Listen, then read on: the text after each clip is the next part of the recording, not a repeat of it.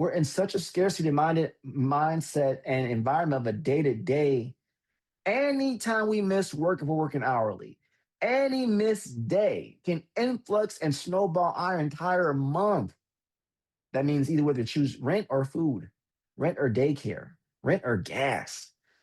These are decisions that makes us inhumane to literally live. So that does show, unfortunately, how badly things are for majority of the people, but also why this podcast and what you're doing, Darren, is so important. Because even though you may be dang broke, you can still be an investor. All right. Money is on my mind indeed. Yes, everybody. It's your boy, Darrin Harvey, and I am your money counselor. And this is Financial State of Mind, the show where we help you get to that bag, manage that bag, and grow that bag as best as possible as we discuss financial, business literacy, and anything and everything to do with the almighty power of the dollar. And today, I got my boy over here, Troy's in the building. Troy, what's up, my boy? How you doing today? Man, I hear you going viral. Can't wait to talk about it.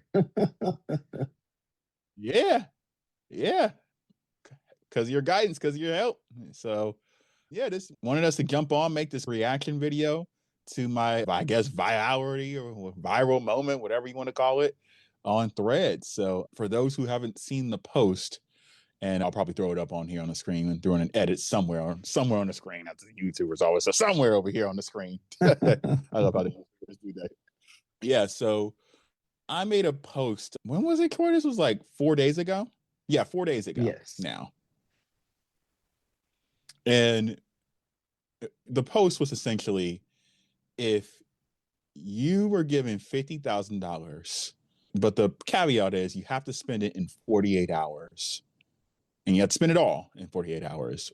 What would you do? What would you spend it on? Currently, as of the time of this recording, that post has nearly 300 likes, over 500 comments. A couple people direct messaged me, had a couple reposts. Mm-hmm. It is, without a doubt, the most viral I've ever been on social media, period. Just period. Even beating the 10K views that I got on Instagram back during the pandemic era when everybody was getting views like it was nothing. You meet that. So, yeah, I just wanted to jump on with you and kind of make some quick reactions to it. So, okay. First off, follow me on Threads, shameless plug, at Financial State of Minds. Just follow me so you can see the post yourself. Do so it. Engage. Add your thoughts. Add your thoughts to the thread. Help your boy out. Join the conversation. But it was really interesting. I told my girlfriend about it. I even told my chiropractor about it. Like it's been crazy. But let's just jump right into it. The one of the most interesting things, if not the most interesting thing that I noticed, is that number one, almost every post that I've seen, people are talking about paying off their debt. Yeah, 100%. The number one answer. Literally. Survey says. 100. If this was Family Feud, my guy, there wouldn't be a 2, 3, 4, 5. No, 99.9% said this one big answer. Yeah, it was every answer I've seen was debt, paying off debt. And I've heard some people were really specific.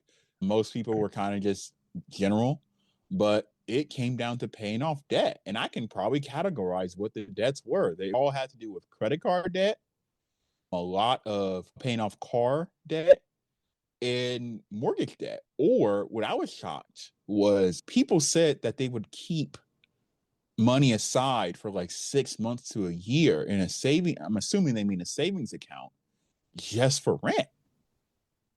Yeah. And that was something else. As a former homeowner who now rents, I mean, I'm privileged. So like technically, I guess I do the same thing, even though I teach it, this is kind of embarrassing to admit, even though I teach it, I kind of never thought about it because I went from homeowner to straight being a renter. So, but I had the money. Right. So I just never thought it would be a thing. Like, okay, people want to put 6 months aside to make sure their rent is straight for 6 months or so. I'll leave it there.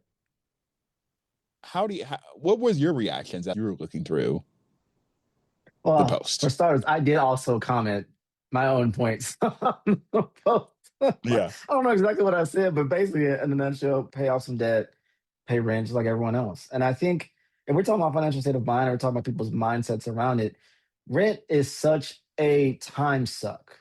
We're just constantly thinking about, oh, paycheck to paycheck. Oh, I gotta pay rent. I gotta pay rent. I gotta pay rent. Like we're thinking about paying rent probably more than we're thinking about paying groceries almost. It's in the same equivalency of what I'm gonna eat. Do I have enough money for rent? Do I have money for rent? Do I have money for rent? And I think just getting a cushion where you get 6 months to not think about that. And now instead of I gotta make it over 1 month, you have time now that if you need to do other things, 2 or 3 months to accumulate enough for that rent. And as long as you keep the cushion now, as long as you keep the cushion, it's such a mind reliever than other things. Just having that breathing room is probably more mental and psychological well-being than anything, than the actuality of it, honestly. And I can speak for that as for myself. So I think that number one thing is probably what everyone's like, I just need not only rent paid, but a lot of people said rent paid for the year. Like Mm-hmm. they just Yeah. wanted it. Hey, you know what? I want to pay my full 1 year term so I can just go 1 year without scrambling to pay for rent. And then if I can add in my car note, pay it off. Now, I'll mind you too, and again, I've read a lot of these comments. I believe we're pretty much neck to neck on how many comments we've read and interacted with or engaged with or at least consumed by. And we, again, for those who are listening, didn't know about it, go Financial State of Minds on Threads, follow, engage, share. Please do so and contribute to the conversation because we may do a part two and we'll categorize. But Yeah. I think a lot of people, when they saw it, I think what people may miss so it wasn't like a clickbaity thing per se. It was genuinely asking. But I think what brought a lot of people to this more so as it progressed over these 4 days was the vulnerability and honesty of where we are in the economy Mm. and Yeah. how most times when people are out of money, we're in massive debt. We isolate ourselves. This is like an individual walk. Like we're the only ones going through this exact scenario. And then you look yo, there's a lot of folk across this whole country. You have people internationally interacting with the comment as well, having the same lived experience. And sometimes it just doesn't make you feel so small, all by just seeking relief. I'm like, Darrin, you were bringing people together by asking one dang question. Man. Yeah. So many things you said. I'm going to touch on a couple. I want to start by saying, first point, I know I'm in a blessed position financially. I've alluded to that position multiple times in my podcast and my show. But even when I wasn't in to this extent blessed position, I can honestly tell you, Troy, I have never at any point in my life, except for that one point, which that story I will share in a later episode, worried about paying rent or mortgage. It's never happened. It's never happened. And I'm truly blessed to say that. However, I know that's not the truth for the average American. Right. And what was so fascinating to me is that, Troy, of course, I'm a financial coach. Of course, I'm a financial nerd. So I love reading statistics. I love reading the data. The data is really where a lot of the times I get the reality check. Where I live, it's high income owners everywhere in this apartment complex, everywhere in the city of Palo Alto, high income earners. So I always enjoy reading the data, the statistics to get a reality check, along with talking to friends and family and stuff like that. But the scale, the comments, actual people with their pictures, with their usernames saying, I would love to say 6 months of money just for rent, a year's worth of money just for rent. It humanized the data. I want to leave people to listen to that. For me, it humanized the data. As they say, people aren't just always numbers. And that really humanized that data for me to go, holy crap, to the point where, like I said earlier, I have to show my girlfriend, like, look at what they're saying, babe. Like, look at what they're saying. They're all saying basically the same 4 or 5 things, which is pay off debt was number one, literally pretty much 100%. Emphatically, yes. Pay off, right. Like 100% of the answers literally that we've read so far was pay off debt. And then number 2 was car. Either pay off car, buy a new car, repair a new car. And then to your point, Troy, there was a lot of just detail, like transparent detail. Hey, I have a 10-year-old car. I need a new car. I need to repair it. One comment, Troy, the person said 24-year-old car. Right. I think I First of literally all, said, what car is it? Because we need to know, because that thing is still running 24 years. First of all, that's exactly. That car is exactly, that car's built differently. It's gone through an apocalypse, or you just want to take care of a car. Like, what skills you got?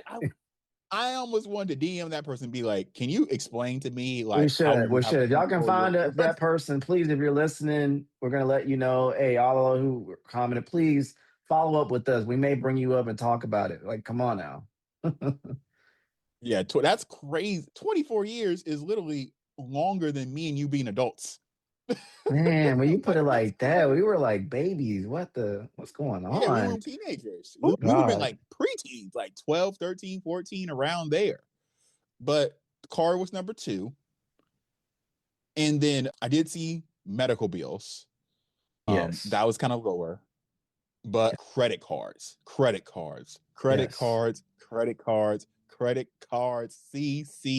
credit freaking cards. Oh my God. I would say that might have been tied for car loan, buy a new car. Like it was pay off credit card debt, pay off car, save money from rent were like the top 3 for sure. But then lastly, and I'll let you have the floor again, I did read, Troy, a couple of people say save money for groceries. Man, that one hit. Yeah, man. Yeah. That one hit. Yeah, man. There was some tear jerkers in there. I mean, I'm saying all of them were emotional, but there were some that people went really in depth and were really vulnerable, and you had to stop and think about your life. Real talk. It's hard out here in the streets. I would add too, we're breaking down the debts component. Again, that was mortgage, rent, credit card, car loan, other loans. Some people was being real, like, yo, I gotta pay back things on my baby mama. So it was just being blunt about it, right? Yeah. We had a whole category of just debt. Now, if we were to pause the debt conversation, we would come back to it and then veer off what's the other categories outside of necessarily debt. The next thing I really saw in an emphatic sense was switching gears to actually taking a real vacation. Taking a real vacation, whether it's for themselves, their family, their parents, their children, someone else they love, one, a friend, that they need a vacation. They need a break. They need a gift, a love offering, something to that dynamic. And that also creates 2 things. You're trapped in a system where you're constantly either worried about debt and just trying to make it there, but then you don't have enough money to do anything else of any type of enjoyment, of any type of escape ever. So you're trapped under the weight of this cycle every single month. And it resets without you getting any type of break that you literally can't afford. This is what we're dealing with. How do you get out of something deeper? And the last thing I'd say, I think the category beyond that now, I would say, again, there's a lot of nuance in there, but a lot of people said they were either tithing. So if you're a religious person of church dynamic, we're not pushing any religious affiliation. A lot of people contributed. And what people may not know, that's 10% of your earnings to the church, things of that nature. And on the other side of that, it was contributing to Boys and Girls Club, other nonprofit initiatives or organizations. So you had still a lot of people who said like 40,000 was for them, 10% was for someone else, or 10% was for an organization. So you see people still, despite being financially strapped, with the surplus, still chose to be givers and help others beyond themselves, which tells me two things. If people were given the money, most people would still do good and right by other people unequivocally. So it's not a bad behavior problem. If you could just get out of the hole, you would actually be conducive to society, even more so. And then number two, it shows that your money problems just don't stay with you. They impact those around you, whether we know it or not, in our communities, with our other families, our partners, our coworkers. We emphatically impact others by the debt we carry within ourselves and by the behavior we carry from that. So I just wanted to pause there, but just want to acknowledge those things.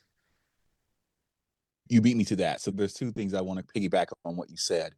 The amount of people who said, I want to give money to family members and friends, both sides, parent to child, child to parent. So parent to child, child to parent. I saw a lot of that, which was great. And like you said, the amount of donations, like you said, every category seemed to someone wanted to donate to. The one that I remember fondly was cancer. And so again, what you're saying, humanity's still there. Like humanity's still there, even when people are in the hole, that dark hole of debt, that just feeling buried alive from debt. They're still like, hey, we would be willing to give back to somebody, or whether they know them or not, whether they know that person or not, they're willing to give back to somebody. And that was great to see. So there was that. Now I want to get into the one that basically sparked this entire, you guys. Troy knows where I'm about to go. Let's go. Let's go. I want to say I've commented at this point at least over 50 directly. Over 50. And they weren't just hard, you guys. I wasn't just hardened. I was trying to comment, and a lot of times I would ask questions, inquisitive. These were thoughtful comments. But the thing that I thought after about 10 comments or so, I counted, Troy, out of the 50 that I commented on, only 5 had the word invest. Only 1%. 5. And out of those 5, Troy, only 1 mentioned invest to start a business. So to clarify, when I say 5 said the word invest, that's it.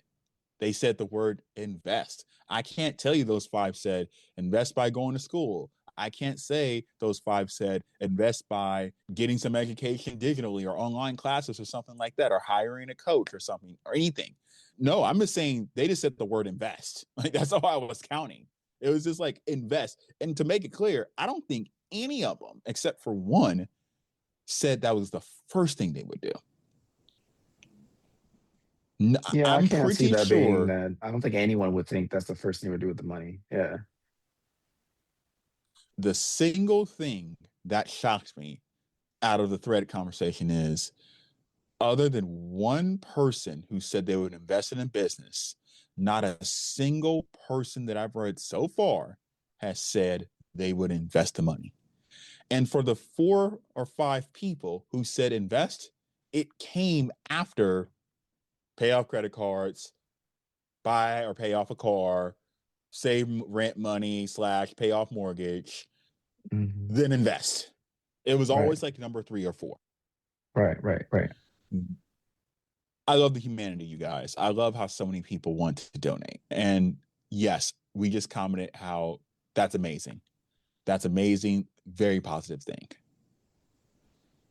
But I was also thinking, you guys know, if you invest the money, especially $50,000, wait on it for a few years, it's going to turn into a much bigger number for you to help yourself and or other people. And again, no one just thought that way.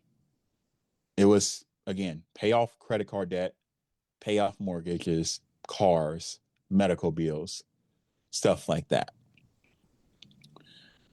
Again, I can't stress this enough. This conversation really opened my eyes and humanized the data, but also gave me context to what people are thinking. And that's something data doesn't tell me. Data just tells me, okay, this person of this ethnicity or background makes this amount of money.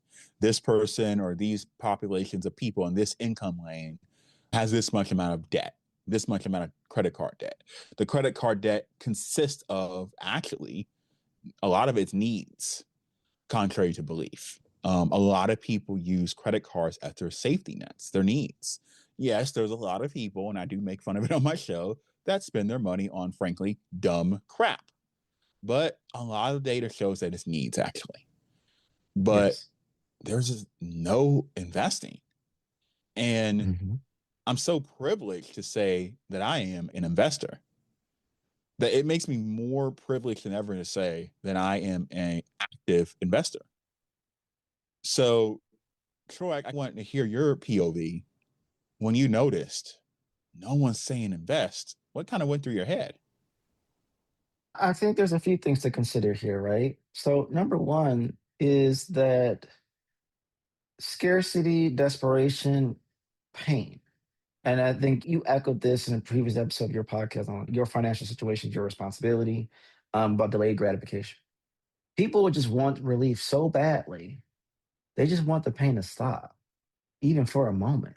That's more priceless than saying, "Oh, hey, technically speaking, your situation, like let's be real. Let's say your situation is gonna stay the same. And even though you're struggling, this is literally what's keeping you going and you're making it work. The math is mathing, but it's stressing you out. That same $50,000 you gave it to you that you had to spend air quotes in 48 hours, it's a whole massive surplus you never had access to before. In theory, you could literally send all that money to an investment pool, forget it's there, struggle the same way you were because, whatever. And if let's say you could just, what you were going to do anyway, but assuming you could and there was no other additional factors in play, go 6 months, just 6 months of pressing on with that 50,000 just sitting there and accumulating interest, accumulate more surplus. Then look at it. Oh, wait, I'm making more money off the money I didn't even know existed that I did not have access to 2 days ago. That's doing more for me. Now, if my pain is constant and I can handle it, that's called endurance. We don't want it, but we're enduring it. It's not over the point of no return, right? We're enduring. So if I can endure a little longer and go a full year, what if that now goes from 50,000 to 60,000? Again, that's, I know people are being technical, Troy, the interest. I'm just giving you a simple example.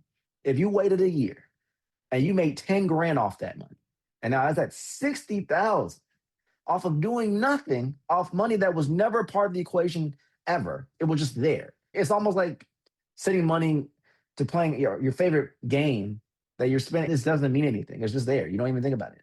Now what? Oh, wow, that's a big difference. And if you keep doing it and keep doing it, pretty soon you done doubled your money from nothing you didn't have to input in.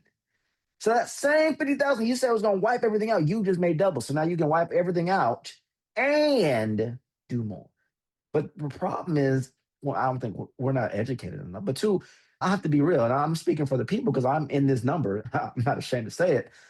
Statistically speaking, most of us don't have the access to actually make that decision. Even though it might be a better decision in the long term, we're in such a scarcity minded mindset and environment of a day to day. Anytime we miss work, if we're working hourly, any missed day can influx and snowball our entire month. That means either whether to choose rent or food, rent or daycare, rent or gas. these are decisions that makes us inhumane to literally live. So that does show, unfortunately, how badly things are for majority of the people, but also why this podcast and what you're doing, Darrin, is so important. Because even though you may be dang broke, you can still be an investor. I think that's the thing. People only think you need to be a big baller to invest. Anything, your little money here and there can go into an investment pool to get you started.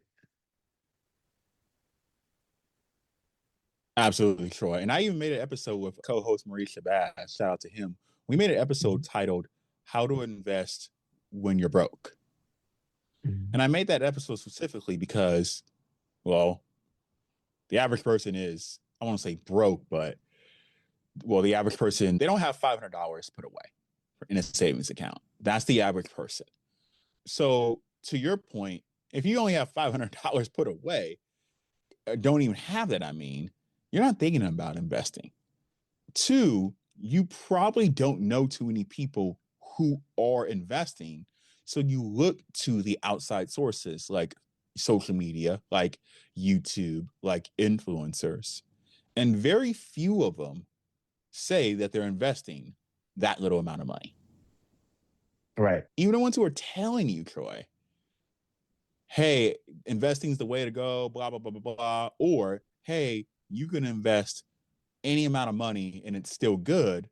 They're not doing that. Like I'm guilty, Lord. I make that content. I didn't start investing with just $5-10 a week, putting in there $5-10 a day. I started investing when I had, well, 10,000 to throw in there. Because even when I started investing, it was, if you don't have thousands of dollars to start with, what's the point? Right. I had to educate myself and actually do the numbers, do the math to realize, oh no, you can even with $5-10. Some people break it down, $5 a day, $50 a week. And I see why they break it down, because I just say it in months, because that's how I tell people to plan out their budgets in monthly. So I say, even if you can throw $200, $100. But I realize now that that number is big. One, it legitimately is big. $100, guys, is still a lot of money. Things are high price nowadays. But to earn $100 for somebody who is flipping burgers at McDonald's, or someone who's handling packages at Amazon, that's still 4, 5, 6 hours at least. It's a whole day's check. At least minimum. Yeah. Absolutely. So I noticed that. But one thing that I found interesting, though, Troy, and ultimately you're right, it's a mindset thing. But let me show you why you're so right when you say a mindset thing. It's a scarcity of mindset. People are quick to donate first before they invest. Ooh. Okay. That's what shocked me. What shocked me. People said, pay off debt, buy a new car, give money to mom, give money to daughter, give money to church. That's what threw me off. And that's when I knew you were right. It was a mindset thing. And that's where I was just like flabbergasted. I was like, wait, I don't have to tell. And I've been joking around about this forever, but it's true. I don't generally have to tell people, well, you need to pay off your debt first. This thread conversation proved that the average person knows that. Pay off your debt first. Whether it's your mortgage, medical bills, credit cards, whatever, pay off your debt first. I don't have to teach somebody that. That's common sense at this point. But the shock really was not so much people weren't thinking about investing, that they rather donate the money or buy in some cases, maybe a want or a want/need before they invest. And that is what really surprised me. Because my philosophy is you have to help yourself, one. Two, be in such a place in life that you have the abundance to give. People forget that when you give, by definition, you're taken away, even if it's from yourself. Even if it's just as simple as you're taking 30 minutes out of your day to listen to a friend who had a bad day. You're still using your listening energy, your attentive skills, your time, your time, your time. You're giving that up. And anyone who knows me knows that time is the most valuable asset. That's why I'm obsessed about money. Money's the only thing that can buy your time back. But that's what really shocked me was they wouldn't invest the money or they wouldn't think. I think by the time people listen to this episode, they're going to be like, oh, shoot, Darrin, you're right. I should have invested. There's not going to really be no real pushback. I want to make that clear. I'm not trying to shame anybody. This is not about shaming anybody. This is about what Troy is saying, that because people are in the scarcity mindset, they're so wired to go get myself out of survival mode. The moment I'm out of survival mode, help everybody I care about get out of survival mode. And I don't blame anybody. I don't shame anybody because I was exactly the same way. I was exactly the same way. Now, what changed? Why am I not that way? I'm alluding to? Well, I made a full episode about it. It's a really old episode, actually, that I might need to redo called Financial Decisions I Regret. But the short version is what I learned is that you can give people all the money in the world, but if you don't teach them how to make the money and manage the money, they're going to end up in the same situation as they were before. Of course, most people know this. We see the lottery winners. But I'm not blaming anybody. I'm guilty. I did that. I have given and loaned. That was my number one reason on the episode. The number one financial regret I have in my adult life is loaning people money. Because regardless of if they paid me back or not, almost none of them are in better financial situations. There is actually one person who is in a better financial situation that I lent money to, and you know that person, Troy, and I'll leave it there. Okay. As I look, trying to figure out who that person is. But anyway, I digress. I want to add to this point, and I think I can speak for the people. You're the people's money counselor. I am speaking for behalf of the people. So, on behalf of the people, I think the other thing that hit me that I'm sure we're all kind of in this synergy mode is if you're living paycheck to paycheck, Darrin, money's coming in and out so fast. You have to be quick about what you're going to do, even if that's to your enjoyment, because you don't know if some auto pay thing that always come. You set something for annually, you forget about it, and that's that one time you get a sliver bonus, a sliver increase, a gift, and just wipe you out, or you're in the negative, or wherever. Additionally, we're conditioned to spend quick. We got to do something with this money right now, or else. Or else it's not going to be utilized where we want. So even to the people who said they were going to donate, they're saying that too, because if I don't do this right now, that money could be pulled somewhere else and then it won't be to the intent I wanted to use it for. Because we're in such a pool of, oh, pull. We can't manage. Darrin, if we did another, like where we responded to each person individually, and let's say half of almost the 600 comments were to vulnerably, honestly say a list of every single expense they got, could they do that? Do they know where every single dollar is going for? And I'm not going to even include the money they can't afford. So we're talking all the money you make plus what you do between what we all know, a lot of us in the red do, is using one credit card to pay another credit card to pay another bill to be an additional surplus mechanism that you don't have access to, that you don't really own the money for, in hopes that in some point you get a bigger surplus to survive again, and you do it every month. And when you think of it like that, of course I see why they don't think investing, because that's the one thing is completely different to everything else psychologically, is to let the money sit. Most of us have never had the ability to let the money sit because we were too afraid and knowing whether we knew it or not, something's going to take more money out than we planned for, and then we can't use that money for what we wanted to do. And that pace of being so quick of waking, going to sleep, that fear or that anxiety or that anxiousness of going to sleep and waking up and being more money gone than what you anticipated because we're so deep in the hole. We don't know what's going in and out and on time and all that stuff. I see why people are just like, I'm gonna give it now, give it now, give it now. And now I'll land this plane on here is, again, it comes back down to, but if we were educated, and I'm not saying no one's not, I'm saying if we were educated on how, instead of, I'm going to donate right now in this moment for this organization, I want to take that same amount of money, put it in an investment pool, let it sit for the year, let it sit for 6 months. And if that whole intent was just that money alone for just that group, you're going to add a little more to it that now you can give back to those people.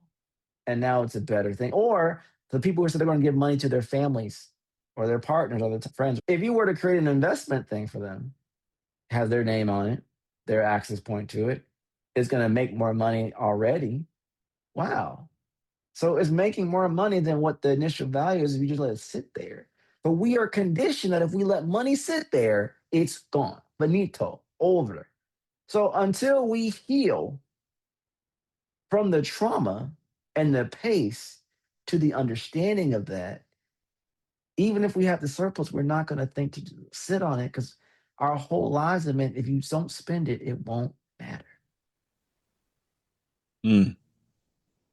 I'm loving this. I'm loving this conversation. Troy's really giving me perspective because, as I've said in Lord knows how many episodes of this show, I always am transparent about my upbringing.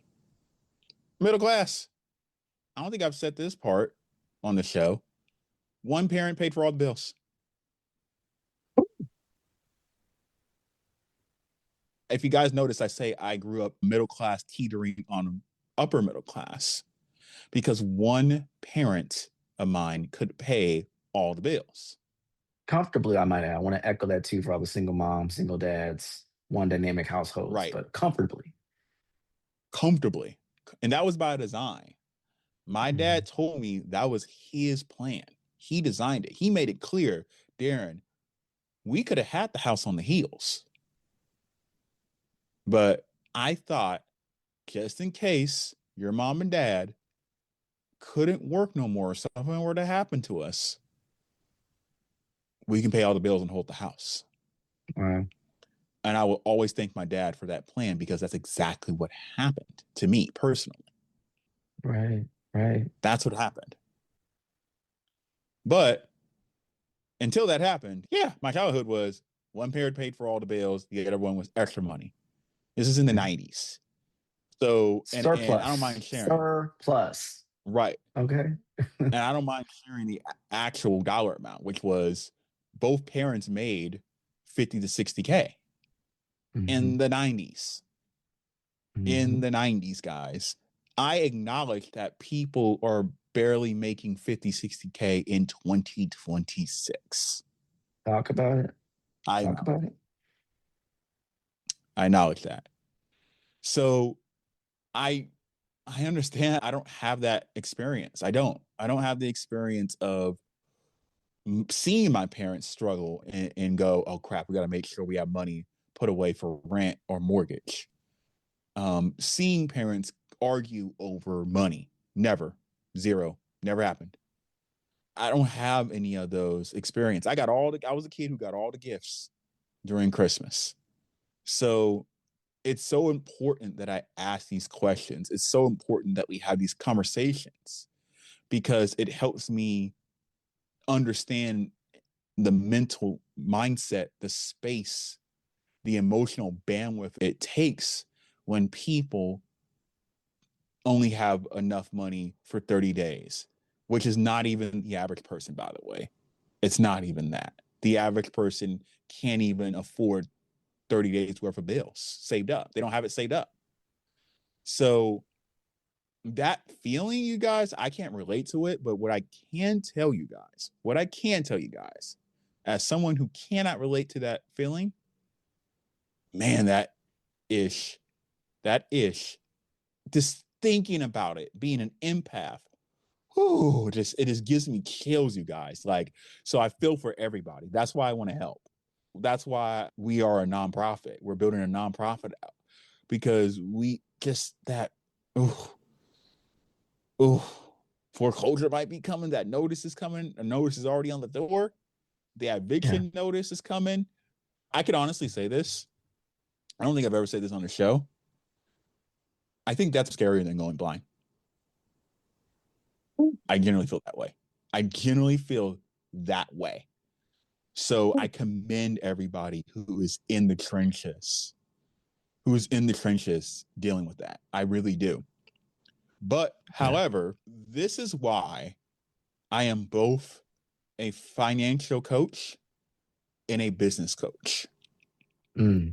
Because what I found very quickly is that, yes, there is a ton of people, ton of my client base who frankly mismanages their money. They spend their money too much, period. However, there's just as many people who simply don't make enough money. Mm-hmm. And what I find is that the people who don't make enough money, they're mismanaging their money, they're mismanaging their expenses, their spend, because they're in that hopelessness. They're in that scarcity mindset that you described, Troy. That's what I find. So that's why I feel like to really solve the problem of people who are, I would say, anything in the 5 figures and up in debt, we have to teach people how to make more money. And I hear all my single mothers, I hear all my parents with 2, 3, 4 kids, young kids, babies, 2-year-olds, 3-year-olds, 5-year-olds, that daycare age that just wipes people's incomes away. I hear you guys. How to teach them in any situation that they are in, how to make more money, and to teach them and to help them believe that it's actually possible. It's actually possible. But as I always say in my show, you guys, all of this, making more money, getting yourself out of debt, building up your emergency fund of 6 months plus, becoming an investor, whether it's in real estate, stock market, crypto, whatever you want to invest. None of this is easy. It's difficult. It's hard. You're going to have to sacrifice. Sacrifice looks different for everybody. Sacrifice is not just, oh, I have to work a second job that I don't like. Sacrifice is also, well, maybe your kids don't get Christmas gifts in a year. Like some crazy sacrifices, some wild sacrifices that I wouldn't even tell somebody to do because I couldn't even do it myself. But that's what financial freedom takes ultimately. That is what being debt-free takes ultimately. Whether it's your fault you're in debt, completely in control, you're just a moron, or unfortunate circumstances entered your life multiple times, guys, which I definitely relate to. And it's ultimately your choice. So, there's one more thing I want to say, but Troy, I kind of want your feedback on everything so far. The D in debt, you're going to have 2 experiences. You either going to be disciplined or you're going to be depressed. You either going to have the discipline, because not all debt is bad debt. There's a lot of folk who know how to make debt work for them to make them more money than you can even imagine. Debt is only a bad word to people who don't know how to utilize debt properly. You have an episode you recently talked about that, right? But for most of us, debt comes, we are born into debt, literally. Kids are financially burdens. We love them. I was a dink forever. Transparently, I never talked about it. I won't talk about it now to just add some color to the conversation. Dual income, no kids, 10 plus years. Transparently, we didn't know we could have kids. I am now having a 9-month-old baby girl. I am more overjoyed about this baby girl I've ever been.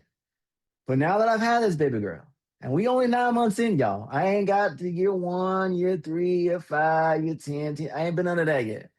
And I'm over here like, where does the money come from to invest? Now, mind you, I've made the investments. I've had a portfolio. I've rose up the corporate ladder. I've done all those things. I've worked multiple jobs. I've done all the stuff that people say you're supposed to do to build the nest egg, the saving fund, and then things happen.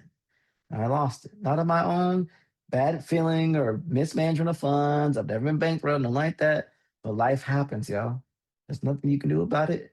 It's not your fault. And I love, Dan, when you said it may not be your fault you're in this situation at all. However, it is your responsibility to buckle down and figure out your way out. And there's a starting point to that. So I think about that. It's like, ooh, that's a lot. Another thing I want to say really quick, because Darrin, you said, about your show and multiple times on this episode alone, your lived experience is different than my lived experience, may be different than other experiences who are listening and watching, which I commend you for that transparency, because a lot of folk don't want you to know. They want to feel I'm this and I'm that. You're making it very clear. But the thing, I know some people may be thinking, well, why would I want to hire you as a coach, Darrin, as a business advisor? Because if you haven't lived my experience, how can you help me? Well, let me ask y'all something. I'm about to mess this whole thing up if y'all give me 2 minutes. Who just won the NBA Finals? The Knicks. Who's the coach of the Knicks? Mike freaking Brown. Has Mike Brown ever played in the NBA? No, he has not. And he is a 4-time NBA champion as a coach, a really good coach. I know Sacramento is feeling some type of way today, but I digress. My point is saying, just because someone has not lived your exact experience does not mean they can't coach you out of yours. You mean to tell me if a doctor is not living through your exact illness, they can't help you get better? That's some foolishness. So again, just because someone has not lived in your exact experience doesn't mean they can't understand it, they can identify it, strategically organize it, and help you navigate out of it. If anything, would you want someone who is not in your living experience? Because that means they know how to be outside of that headspace. So I wanted to call that out too and make that very clear. Because again, when you're in a scarcity mindset and you're looking for help, we sometimes think, oh no, because here's the other thing. Where do you think the money's coming from? Not the people who are also living your same life experience. It's the people with the surplus, the people who fund the loans, the people who donate, the people who give you the money, the people who do all these things for you, the handouts that you say you don't want, but you want secretly in your heart, the lottery. Where do you think the money is coming from? Where do you think people put it to? The people who actually have the ability to give it, not the people who don't have it. So no matter where you go, you're going to have to come to the people who have been on the other side where you've never been to. But when we're in scarcity and when we're in this money thing for a long time, it does mess with our mind and it messes with our rational thinking. And that's not your fault. It's a condition that comes over generations because your grandfather, your dad, your grandfather, your great grandfather all had to have this same pathway. And they want to be free. But they know from the moment they were born, they're born into debt and they can't be free. And the very people who do that, it looks so hard to be so disciplined about it. Because discipline means I have to restrain even more than what I already have to not have. So what we need to separate is we have our wants, we have our needs, and we have our necessities and our core necessities. And people are deciding between core of the core necessities to rationally think if you're not getting enough food, enough protein, enough nutrients, and we're living off of sugar and chips because it's the cheapest thing, because the healthiest stuff is more expensive, we need to fill our bellies. So we can't think rational and having the mental energy to have the discipline even to choose better because we don't have the option on the table to begin with. So not only do we need to be educated, we need community to reinforce the behaviors that's going to help us get out of these situations. But that's what Financial State of Minds is doing. Darren is not only coaching people, he is building communities. He is partnering with other nonprofits, other organizations who are in the trenches, making sure for the youth, the next generation, for the adults, those who don't have degrees, those who do have degrees, those who change transitions, to actually find the pathways and the nodes for them and their customized needs to help them finally have a breath and not be consumed by debt and have the choice to have the discipline to get out of debt. And so this isn't just Darren speaking of observation. This is him also acknowledging that this is happening. But if the more people listen and understand, the better they'll be. So that's why we need you to follow him, Financial State of Minds, on YouTube, on Threads, on Instagram, add to the conversation, share it with your people, ask them to contribute. Listen, this is free game that people have gone years holding back the access point. And I know this feels very thick, but sometimes you need a third party that y'all don't know to echo and tell y'all, yo, do y'all know who y'all got? It's giving y'all free game who can help change your life if you want to. That's crazy. And the last thing I'll say, because I know I'm on this weird bench, but I think it's useful for you right now and for the people. If you've been in that headspace and you've been on that train, the thing is you're afraid. You're afraid to make the investment because you think if I put that money into this coach's hands and it doesn't work, it was a waste of my time. And that's money I can't use. But think of how much money you're wasting on things you never worn, things you paid for you never got, that got damaged. All that stuff adds up, right? And in equivalency, it's still more affordable than anything else. So what do you have to lose? If we were to say 500 bucks, 250, 100, or a custom payment dynamic based off your needs, what you can afford, that maybe him and his team can help you do, will be relevant to you in this moment to help you finally start dealing with the stuff, even the mental, the mindset of the money stuff.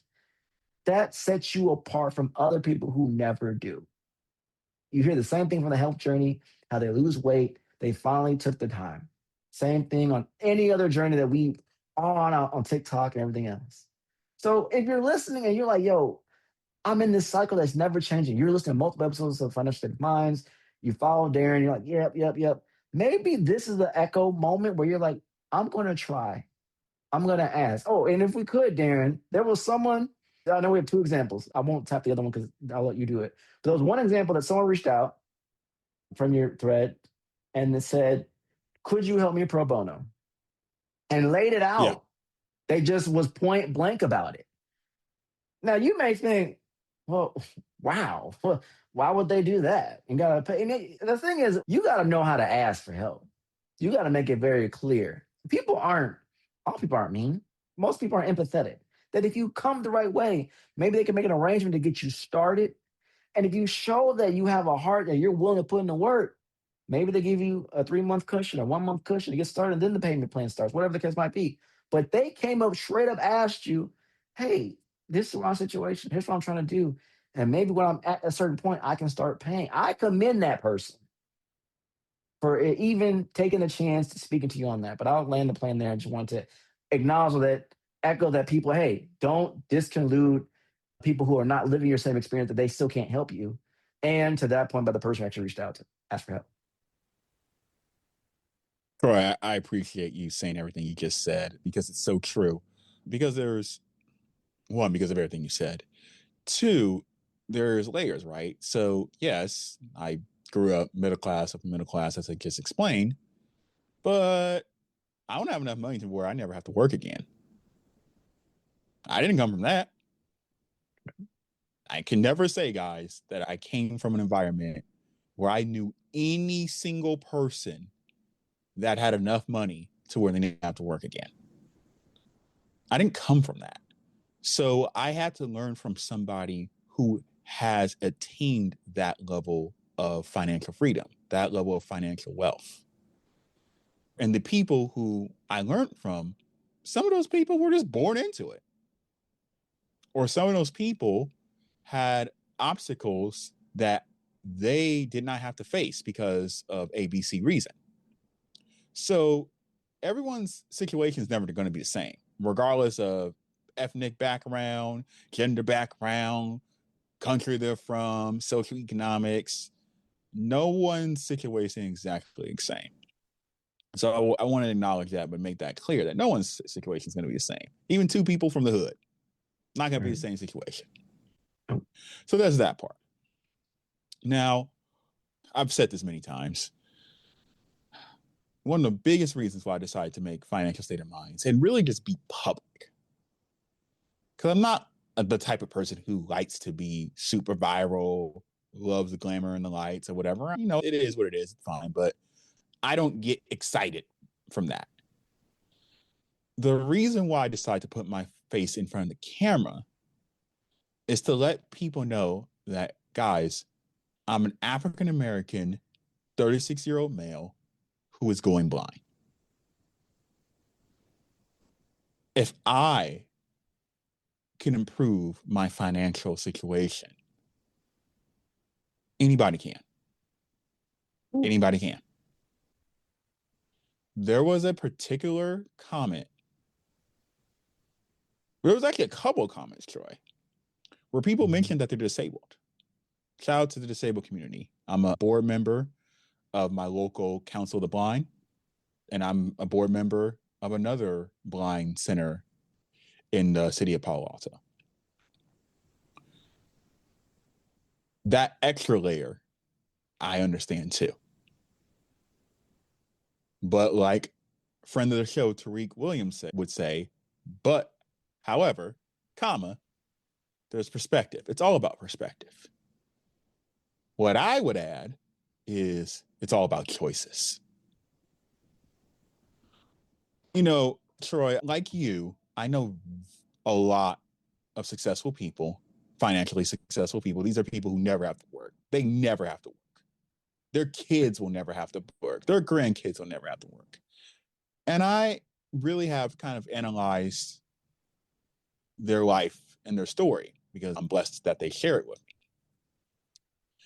And I came to a conclusion about life. When it comes to success, it simply is people making the best choice consistently over a long period of time. People don't even got to be good moral people. I know a lot of people listening know, oh yeah, Darrin, we know that. A lot of these people are immoral AF. But when it comes to financial freedom, it's just simply people made good choices, good personal choices over a long span of time, consistently, over and over and over again. It doesn't mean every choice was good, but the good choices they made got them to a place where they don't have to work a day of life again. They don't have to work a day in their life again. They're in financial abundance. I'm not even at financial abundance, but they make those choices. So really what Troy was alluding to, you got to make a choice. And it does start with belief. It does start with oneself. I do believe that you have to believe that you can get yourself out of it. And that's one thing that I was very lucky that my parents instilled in me, and it never left. Even though they left, that has never left in me. Even though my eyes are literally leaving me, that has never left me. I believe that I can do or be whoever I want to be. Listeners, I want to make this clear. The vast majority of my financial success in life has came after being diagnosed with glaucoma.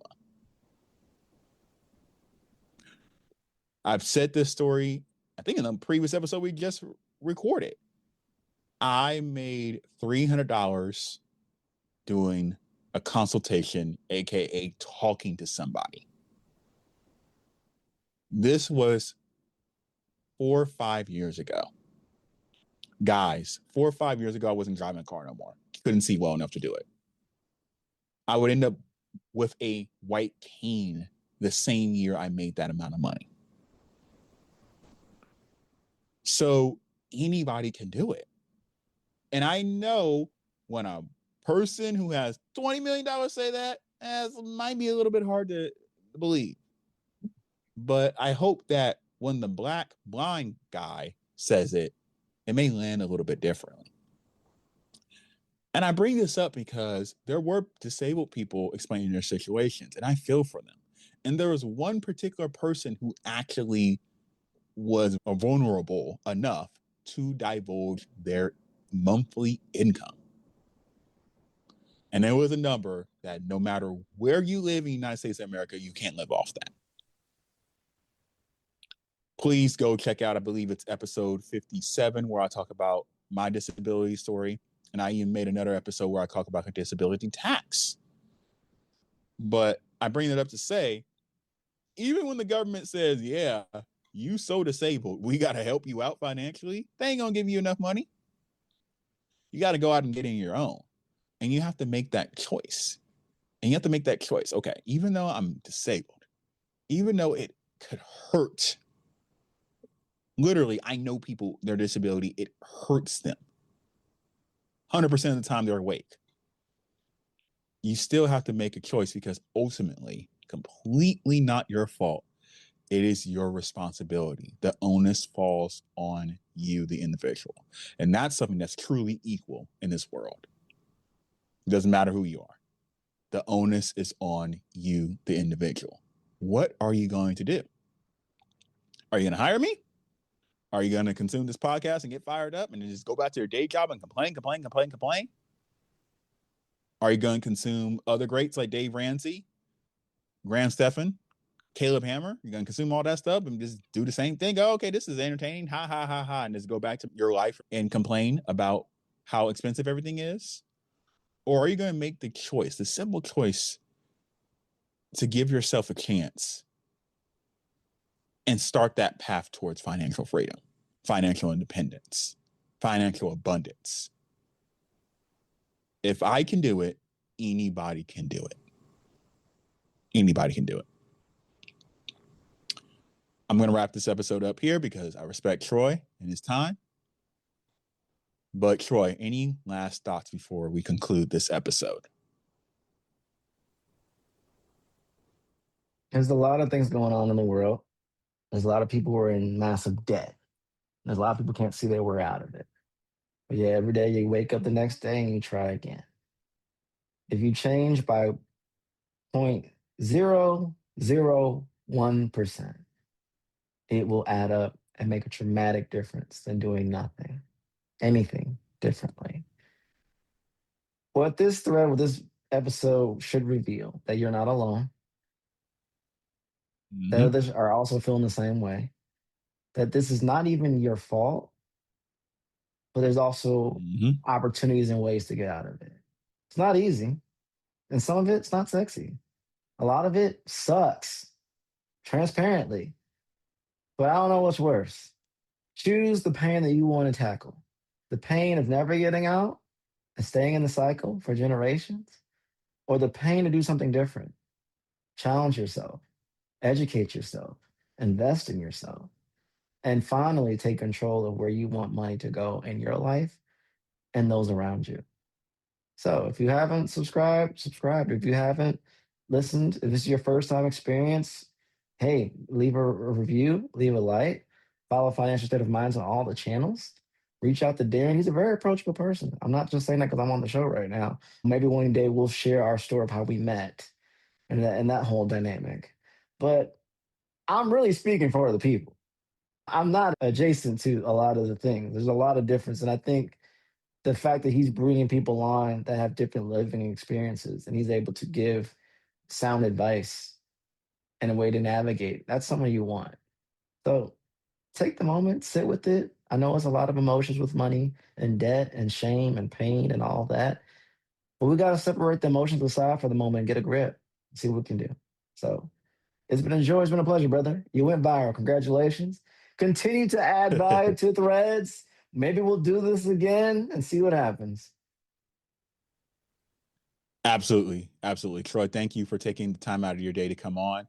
Yeah, his episode's coming soon, you guys. Coming soon. That's gonna happen. But thank you for coming on. And guys, I want to personally thank every single person, all 500 plus people who left a comment. Even if I hadn't had time yet to comment back or like back, I did at least see the majority of them, and I do plan on at least liking and hopefully engaging with every single one who took the moment out of their life to be vulnerable. I do appreciate it because it really humanized the average American's financial situation to me. It no longer was just a number. You guys were no longer just a number. You guys became human for me personally in that moment. Not to say that you guys weren't human, but to really enter that mindset just for a second. I thank you guys. It really humbled me even more than I already am, but it was a humbling experience. It was a humbling experience. So, on that note, you guys, this has been Darrin and Troy, Financial State of Minds. Peace, kings and queens. We are out of here.